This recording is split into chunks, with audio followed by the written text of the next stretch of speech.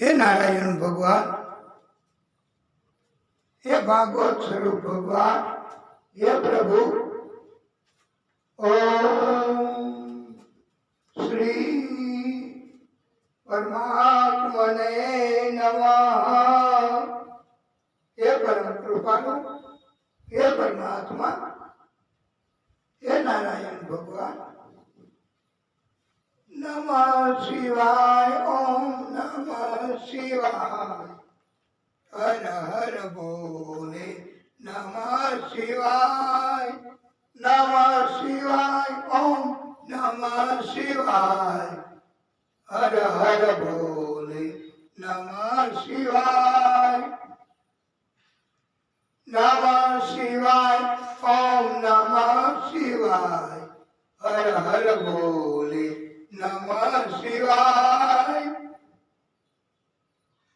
આ આપણે કથા એનો દિવ્ય ભાવ એ તો એક જ શબ્દ પ્રભુએ સમજાયો, પણ વાલા ભક્તો આ કથા કાયમ આપણા હૃદયમાં રહીએ, બસ એ જ આપણો હેતુ છે, એનાથી બીજો કોઈ હેતુ નથી।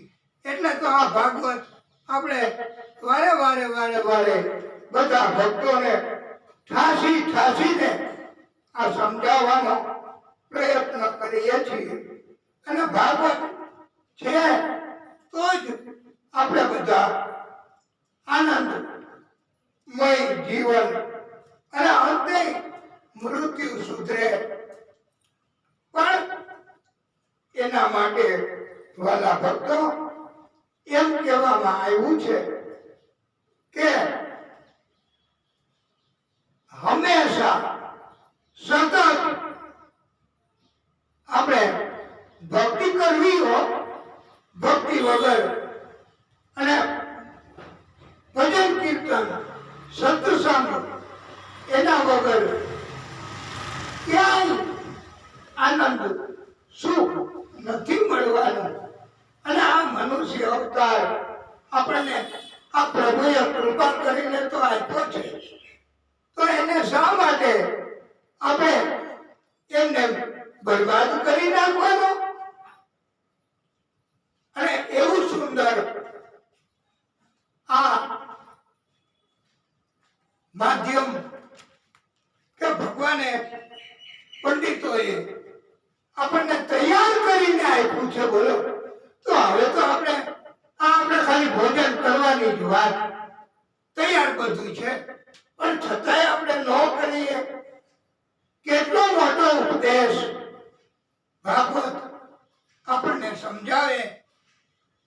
આ મહાદેવજીની કૃપા કે આપણને કેવી સુંદર મજાની આ રચનાઓ સાંભળવા મળે, જીવન ધન્ય બની શકે આપણું। એવા આવા આપણા પ્રયત્નો તો એવો સુંદર બોધ તમે પણ સાથે બોલી શકશો। આ અમારી એકની કથા નથી, તમે પણ ભાગ લઈ શકો। તારી એક એક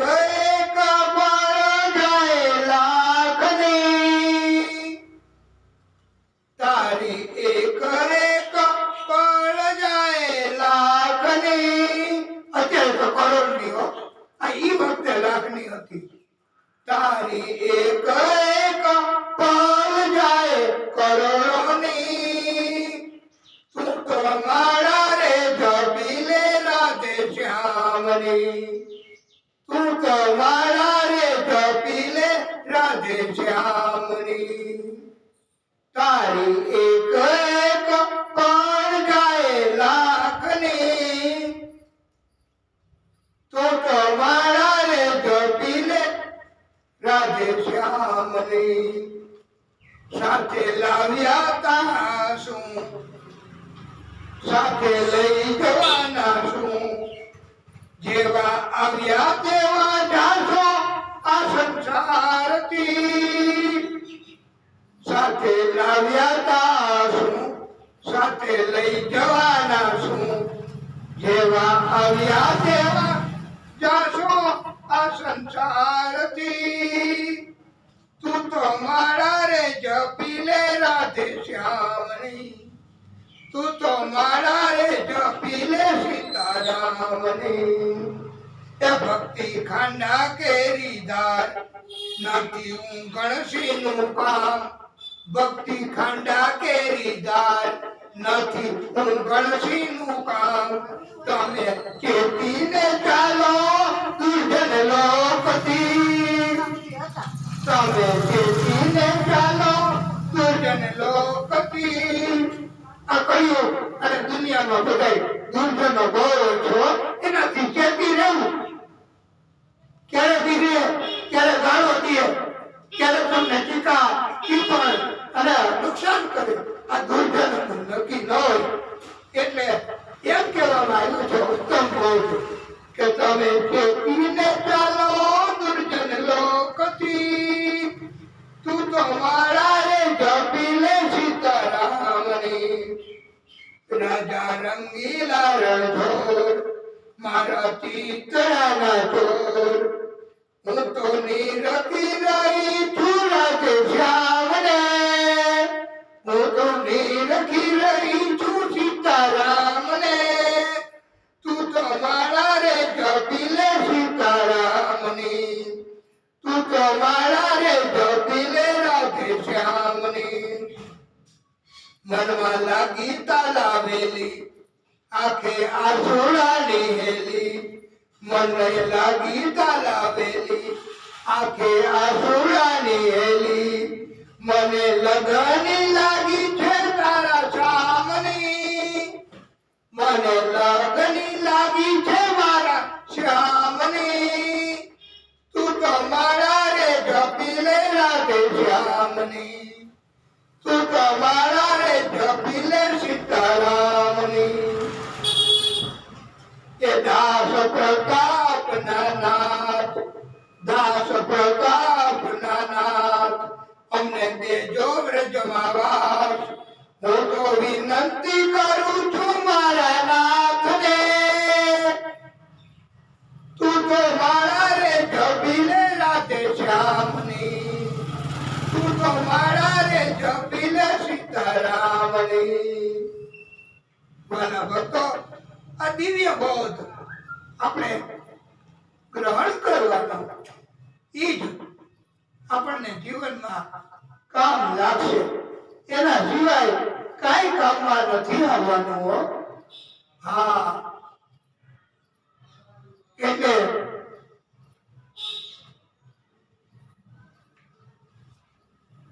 આપણે બધાએ હંમેશા સતત પ્રભુનું જ સ્મરણ કરવું. રામાય રામભદ્રાય રામચંદ્રાય વેદસે, રઘુનાથ નાથાય સીતાપતયે નમઃ. આપદામ પરિતારમ દાતારમ સર્વ સંપદા, લોકાભી શ્રીરામમ ભૂયો જીયો શ્રીરામ શ્રીરામમ.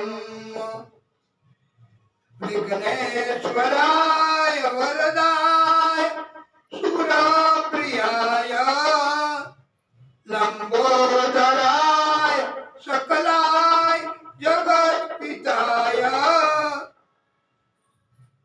नागाननाय शुचियज्ञ विभूत सुताय,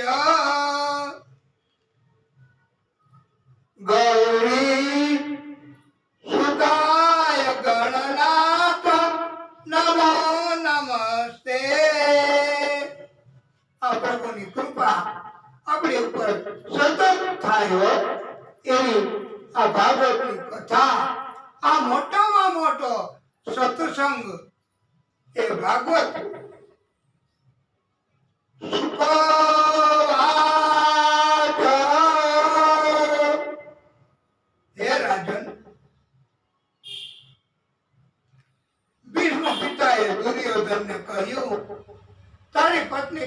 દ્રૌપદીને મોકલજે. હું એમને અખંડ સૌભાગ્યવતીના આશીર્વાદ આપીશ.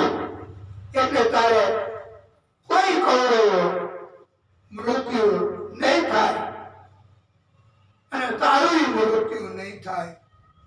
આ વાતની કૃષ્ણને ખબર પડી ગઈ.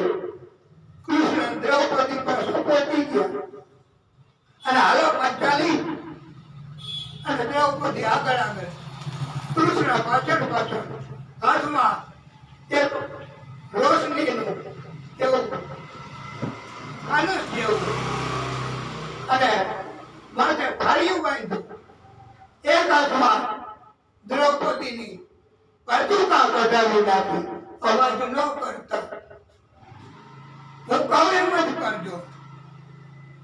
અને ભીષ્મ પિતા પાસે પહોંચી ગયા. રાજનો ભૂંકો કઢાયો.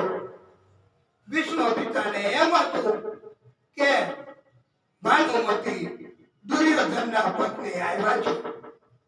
મેં કીધું તું ને એટલે, અને હવે આશીર્વાદ મારે આપવાના છે. તો એમણે તો આશીર્વાદ આપ્યા, અખંડ સૌભાગ્યવતી ભવ. બહુ હરખ થયો દ્રૌપદીને, પણ કઈ બોલી શક્યા નહીં. અને ભીષ્મ પિતાની આંખ ખુલી અને જોયું, પાંચાલી તમે આ આશીર્વાદ તમારે ભાનુમતીને આપવાના હતા, દુર્યોધનની પત્નીને. તમને કોણે આલ્યું? દ્રૌપદી કઈ જવાબ આપે ઈ પહેલા તો વાલા ભક્તો એમની નજર દ્રષ્ટિ પડ્યો. એક હાથમાં ફાનસ ફાળિયું બાંધેલું, એક હાથમાં ચરણ પાદુકા. અને પિતામાં કહે, પ્રભુ હું તમને ઓળખી ગયો. આ તમે આશીર્વાદ તમારે ભાનુમતીને આપવાના હતા અને દ્રૌપદીને તમે આપ્યા. ત્યારે કૃષ્ણએ કહ્યું છે, પિતામહ, એ આ દૈત્યો રાક્ષસો એમને આશીર્વાદ આપવાના ન હોય, કપટી એમને આશીર્વાદ આપવાના ન હોય. આશીર્વાદ તો ભક્તને આપવાના હોય. પાંડવો એ ભક્ત છે એટલે આશીર્વાદ દ્રૌપદીને આપવાના હતા. એટલે હવે યોગ્ય કહ્યું છે ને, અને તમે માંગી લ્યો. મારી પાસે વરદાન પિતામહ, અને પિતામહ એમણે પ્રભુની કૃપાથી માંગ્યું છે. એ આપણે પણ જ્યારે દર્શન કરવા જઈએ ત્યારે ત્યારે આપણે પ્રભુ પાસે આવું જ માંગવાનું.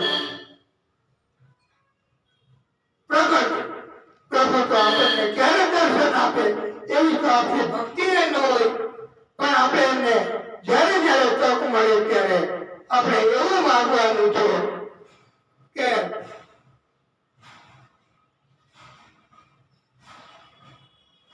મારું આખું તૂટે ને ગળીએ,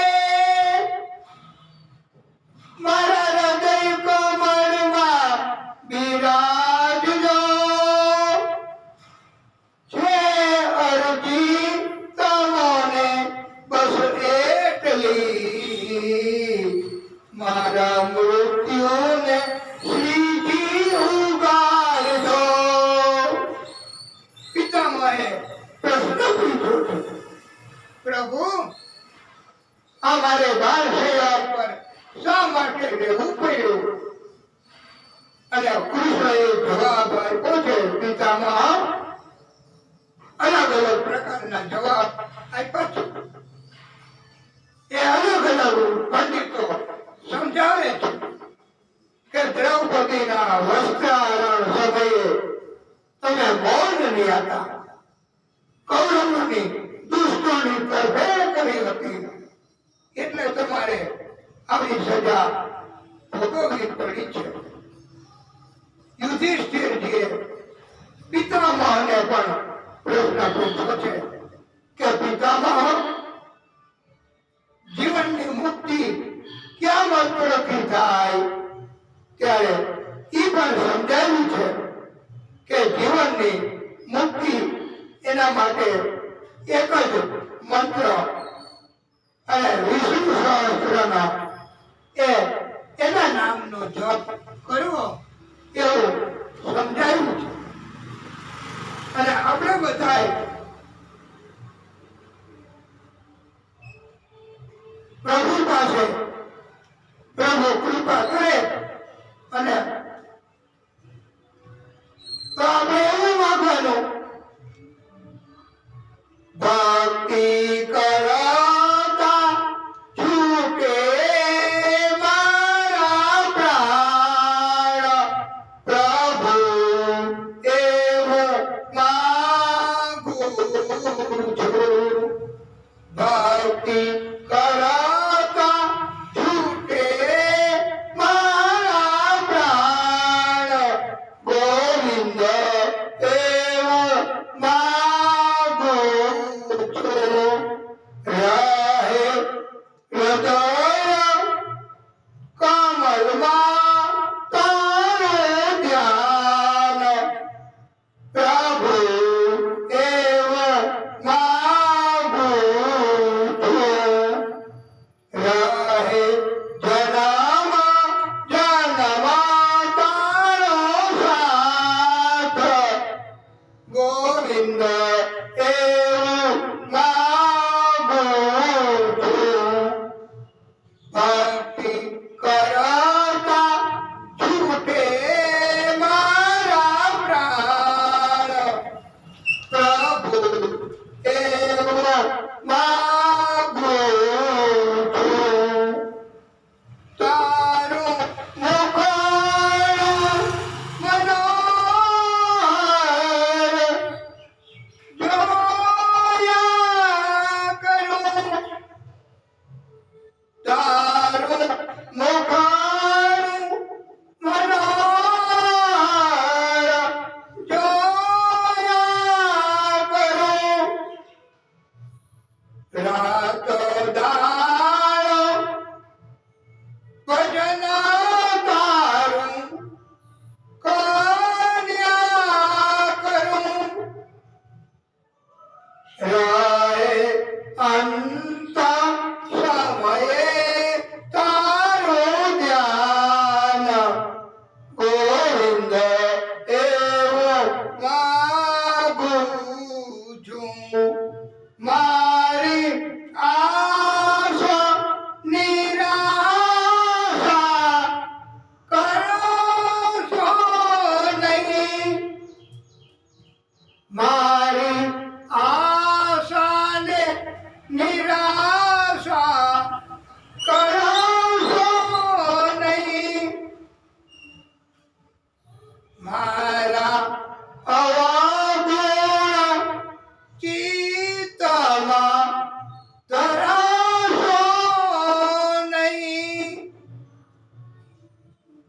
શ્વાસે શ્વાસે રટો તારું નામ, શ્વાસે શ્વાસે રટું તારું નામ, પ્રભુ એવું માગું છું. શ્વાસે શ્વાસે રટું તારું નામ, ગોવિંદ એવું માગું છું. મારા પાપને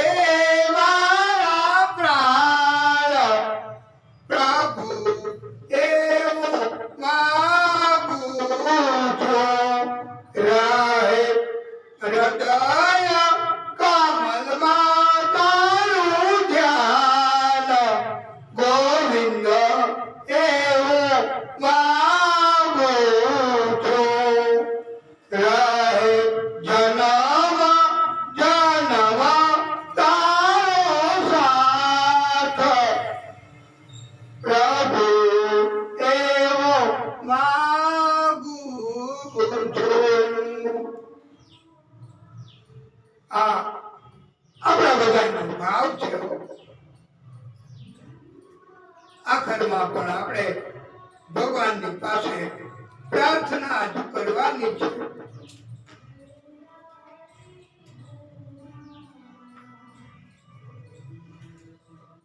અને એક ભક્તે તો એવું કહ્યું, તું મને ભગવાન એક વરદાન આપી દે, જ્યાં વસે છે ત્યાં મને તું સ્થાન આપી દે. હું કેવું છું એ જગતમાં જ્યાં નથી જીવન, જિંદગીનું નામ છે બસ બોજ ને બંધન. આખરી અવતારનો એ દાન આપી દે, જ્યાં વસે છે ત્યાં મને સ્થાન આપી દે. તું મને ભગવાન એક વરદાન આપી દે, જ્યાં વસે છે ત્યાં મને તું સ્થાન આપી દે. હા, ભીષ્મ પિતા એના અગાઉના જન્મની પણ કથા સંભળાવી છે. એ 8 પુત્રો હતા અને વશિષ્ઠ મુનિના આશ્રમમાં ગયા હતા. રાતના મોડી રાત સુધી એમની બુદ્ધિ બગડી. કામધેનુ ગાય એ પરાણે લઈ ગયા અડધી રાત્રે, અને ઋષિને ખબર પડી ગઈ ત્યારે એમણે શ્રાપ આપ્યો છે કે તમે પણ મૃત્યુલોકમાં બધાએ ભટકવું પડશે, અલ્પ આયુષ્ય ભોગવવું પડશે, અને તમે મોટા એટલે તમારે જો ધાર્યું હોત તો આ અપરાધ રોકી શકાય હોત, માટે તમારે લાંબો સમય પૃથ્વી ઉપર રહેવું પડશે. આ પછી તો ગંગા પુત્ર ભીષ્મ એ ગંગાના પુત્ર તરીકે જન્મ્યા. ત્યારે એની પહેલાના સંતાનો એ તરત જ મૃત્યુ પામ્યા. એ 7 ભાઈઓ હતા. આ 8મા એ ગંગા પુત્રો કહેવાયા. અને ગંગા પછી ત્યાંથી જતા રહ્યા હતા. આ પુત્ર આપી ગયા. એટલે આવી રીતે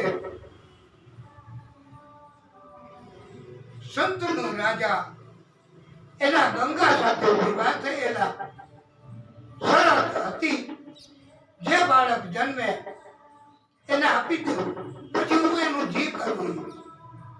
અને સંતનો રાજાએ માન્ય રાખ્યો, 7 આપી દીધા. પણ 8મો એને માયા લાગી. એને કહ્યું, દેવ આ મને 8મો પુત્ર આપતા જાઓ, મને મોહ જાગ્યો છે. ગંગાએ એ પુત્ર આપી દીધો. સંતનુ રાજાએ એને મોટો કર્યો. એ ભીષ્મ કહેવાના છે. આવી ભીષ્મ પિતાના અગાઉના જન્મોની કથા પણ પરીક્ષિતજીને સંભળાવી છે. આ ભીષ્મ પિતા એવી પ્રતિજ્ઞા લીધી હતી કે જન્મ આ જીવન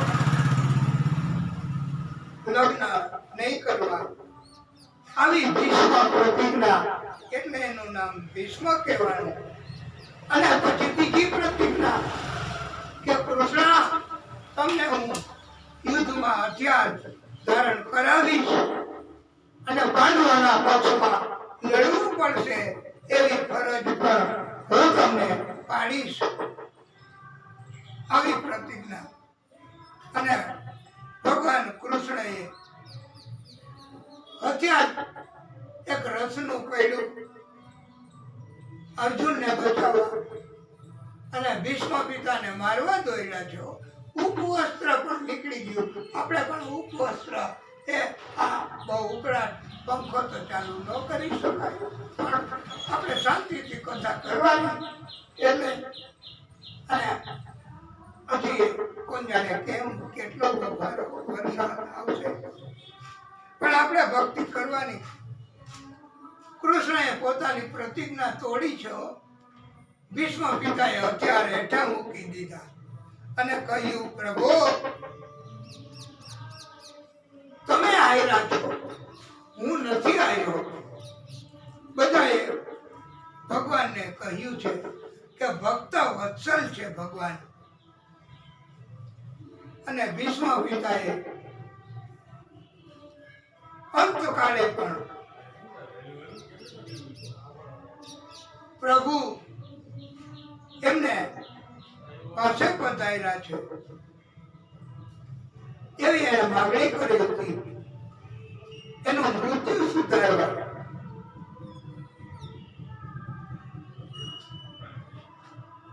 અને દ્રૌપદીની વાત આવે છે કે ત્યારે થોડો ભયસી પિતામાએ કહ્યું, કેમ બેટા, મારામાં કોઈ શંકા? ત્યારે એમણે કહ્યું, તમે મારી ઇજ્જત લૂંટાતી હતી ત્યારે સ્ત્રીની મર્યાદા નથી જાણવી, લાજ નથી બચાવી.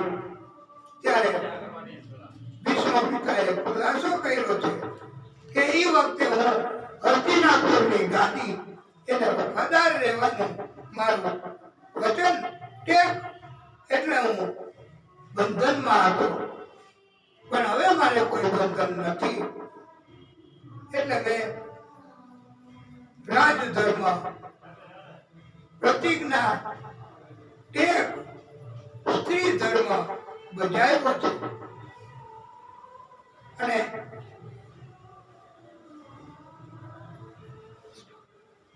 ભીષ્મ પિતા એમણે પૂછ્યું છે, કૃષ્ણ,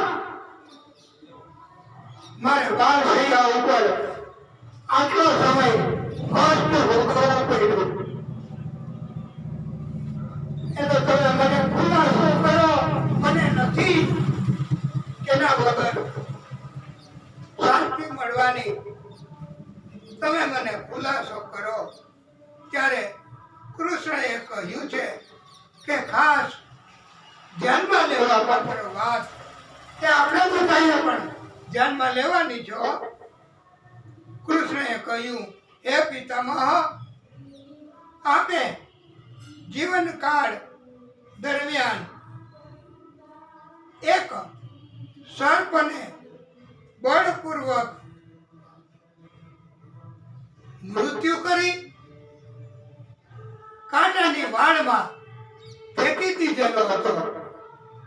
અને સર્પને એ કાંટાઓ ભાગ્યા હતા. અલબત્ત સર્પનું મૃત્યુ નહોતું થયું, પણ કાંટાઓ વાગ્યા હતા. એના કર્મના ફળ સ્વરૂપે તમારે, હે પિતામહ, આ વાળસૈયા તીર સોસરવા નીકળી ગયા તમારા શરીરમાંથી, પણ તમને મૃત્યુ નથી આપ્યું.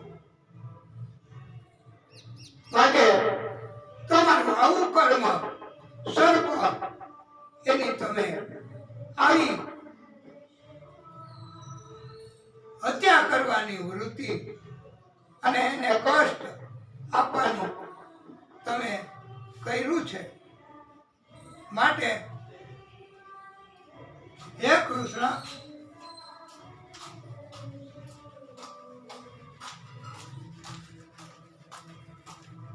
તમે આ મને ખુલાસો કર્યો અને મને જ્ઞાન થયું, તો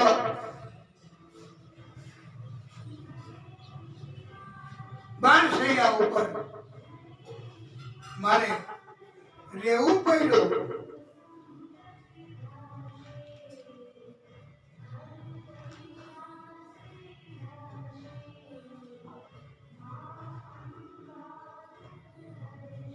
એ ભીષ્મ પિતાને સમજાવ્યું છે.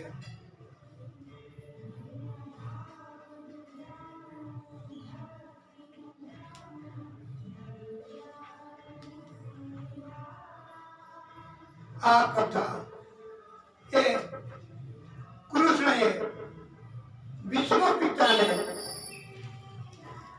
સંભળાવી છે.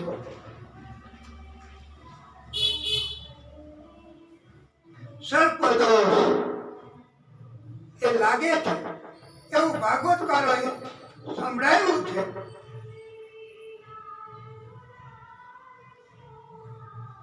માટે સર્પ એમને આપણે હાનિ ન કરવી, પગે લાગીને આપણે જતું રહેવું, એની મેળે એની ગતિ કરી દેતા હોય છે. નહીંતર એમ કહેવાય છે કે સર્પની આંખમાં કેમેરા હોય છે. તમે એને હાનિ કરો, એનું મૃત્યુ કરો તો એ કેમેરામાં તમારી તસવીર હોય છે થોડા સમય સુધી, અને એ તસવીર પોતાની આંખના કેમેરાની બીજા સર્પને ટ્રાન્સફર કરી દે છે. એટલે આવી દ્રષ્ટિ સર્પની હોય છે, અને બીજા સર્પ બદલો લેવા આવી જાય છે. આવો ઉત્તમ બોધ આપણને બધાને આપ્યો જ છે. એવું પણ ચલચિત્ર રચના કરી છે, બહુ સુંદર. તમને યાદ આવી ગયું? એ કયું? નાગિન એ ચિત્ર છે, એ ઉતાર્યું છે બહુ મહેનત કરીને. સર્પની આંખો એમાં, અને એવું પ્રસારણ કર્યું છે. એ આપણે એનું યાદ કરીએ. અને પછી એમાં એમ કહેવામાં આવ્યું છે કે ઈચ્છાધારી નાગ હતા બે, પ્રેમિકાને બોલાવે.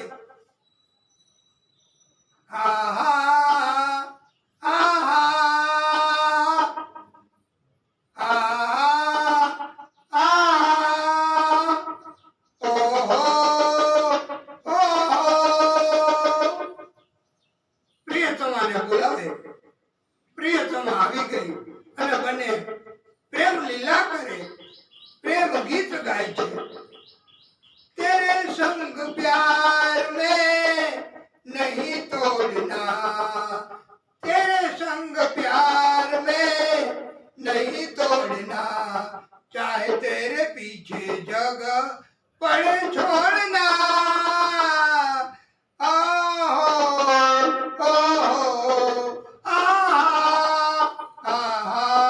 આ ડાયરેક્ટ પ્રભુને સીધું જ કહી શકાય એવું છે. तेरे संग प्यार में नहीं तोड़ना, चाहे तेरे पीछे जग पड़े छोड़ना.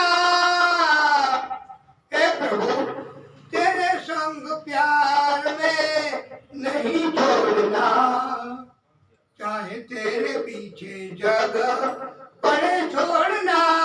આ જગતને છોડી દેવું પડે, દુનિયાને મૂકી દેવી પડે તો મૂકી દેવી, પણ ભગવાનનો સંગ એ છોડવો નહીં એવો ઉપદેશ આપ્યો છે. અને આ રોકાણ કરવા વાળા, આ પ્રસારણ કરવા વાળા એને પણ માલામાલ કરી દીધા છે. એ આ ભાગવતનો સિદ્ધાંત, ભાગવતનું પ્રસારણ. એટલે વાલા ભક્તો, આ ભાગવત આપણને પણ બધાને માલામાલ કરી શકે છે. અને ભીષ્મ પિતાએ સ્તુતિ કરી છે પ્રભુની.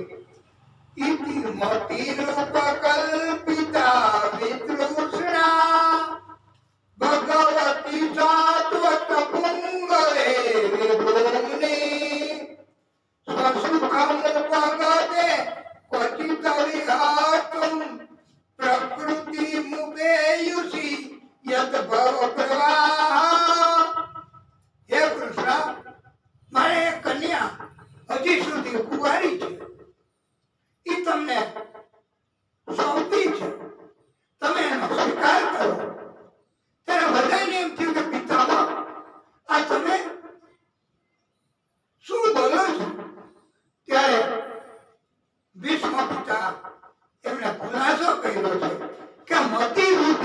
અહીંયા બુદ્ધિ મન એ તો આપણે ભગવાનને જ સોંપવાનું, બીજા કોઈને ન સોંપાય. નકર એનો દુરુપયોગ કરે, બુદ્ધિનો દુરુપયોગ કરે, કોકને ચડાવણી કરે અને તકરાર કરાવે તો આ દુરુપયોગ કહેવાય. ભક્તિ કરે, ભજન કરે, કીર્તન કરે તો સદુપયોગ કહેવાય. માટે બુદ્ધિ એ ભગવાનને જ આપવી તો ભગવાન હંમેશા સદુપયોગ કરે. એટલે ભીષ્મ પિતાએ અને આપણે બધાએ અંત સમયે આપણી બુદ્ધિ, આપણી મતિ, આપણું મન એ ભગવાનને જ સોંપી અને મૃત્યુ આપણું આવે એવું કરવાનું છે. અને નહીતર આ લઈ તો લેશે હો આપણી મતિ બુદ્ધિ. એટલે તો ભગવાનને મનોહર કહ્યા છે, ચિત્ત ચોર કહ્યા છે. અને ભગવાનને મન છે જ નહીં, એટલે બધાયનું મન.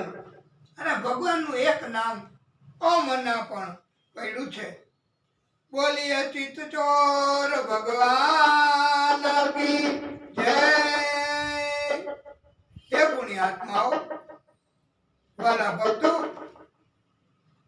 સૂર્ય મકર રાશિમાં પ્રવેશ કર્યો, ઉત્તરાયણનો સમય થયો.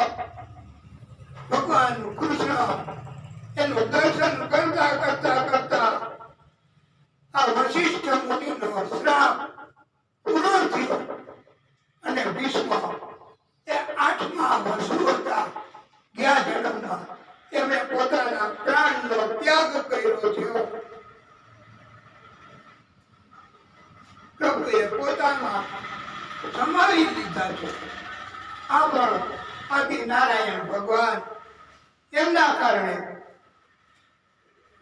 અને એક એવી કથા પણ કહેવામાં આવી છે કે આ દુર્યોધન એને રાજી કરવા માટે અશ્વત્થામાએ કહ્યું કે મને સેનાપતિ બનાવી દે, હું પાંડવોના માથા કાપીને તારા ચરણમાં અર્પણ કરી દઈશ. ત્યારે આ અશ્વત્થામા તો રાત્રિના અંધારામાં ગયો. રાત્રે સુકો નહીં કેવા થાય, ઉલ્લુના, કુંવરના. તો પછી ક્યાંથી સફળતા મળે? અંધારામાં. અને કૃષ્ણને ખબર પડી ગઈ એટલે કૃષ્ણ પાંડવોને લઈ અને નીકળી ગયા. બાદ એના દીકરાઓ ત્યાં સૂતા હતા. પાંચેયના દીકરા પાંચેય પાંડવ જોયા. અર્જુનનો દીકરો અર્જુન, ભીમનો દીકરો ભીમ. અને આવી રીતે સૂતા હતા. ત્યારે અશ્વત્થામાએ રાત્રિના અંધારામાં આ પાંચેય પાંડવ પુત્રના માથા કાપી દુર્યોધનને આપ્યા. દુર્યોધનને આનંદ થયો અને પાછું ભીમનું મસ્તક આપો તો ચેપ્યું ચેપાઈ ગયું. કે આ ભીમનું મસ્તક ન હોય, બધું ચેક કરો. બધું ચેક કર્યું. ત્યારે ખબર પડી કે આ નિર્દોષ પાંચેય પાંડવોના નાના નાના બાળકો છે. અને એમને આ તો મારી નાખ્યા, હત્યા કરી. અને અફસોસ થયો. દુર્યોધનને એવું હતું કે આનંદ થાય એ જ સમયે અફસોસ થાય તો એનું મૃત્યુ થાય. આવી રીતે વાલા ભક્તો દુર્યોધનનું પણ મૃત્યુ થયું છે.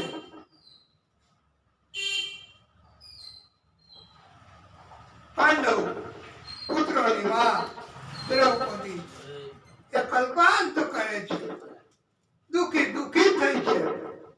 અર્જુન એ પ્રતિજ્ઞા કરે છે કે આ પ્રજાને પકડી તમારા ચરણમાં મૂકીશ. તમે પછી એમને જે કહેશો તે હત્યા કરશું.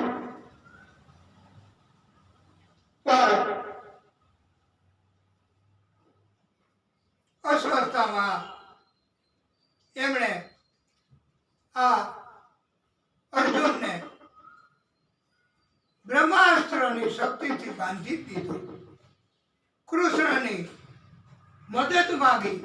કૃષ્ણએ પણ ઉપાય બતાવ્યો અને આ અશ્વત્થામાને દોરડાની જેમ બાંધી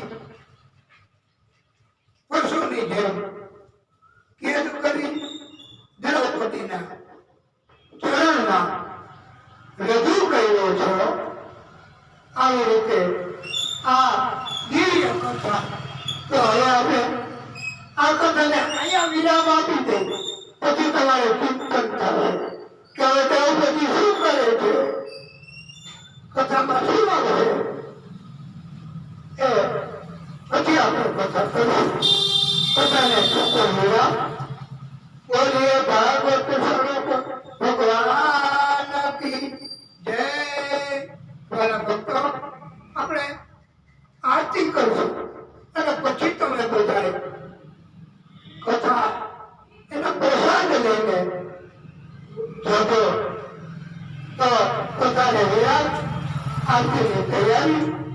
બોલીએ ભાગવત સ્વરૂપ ભગવાન કી જય.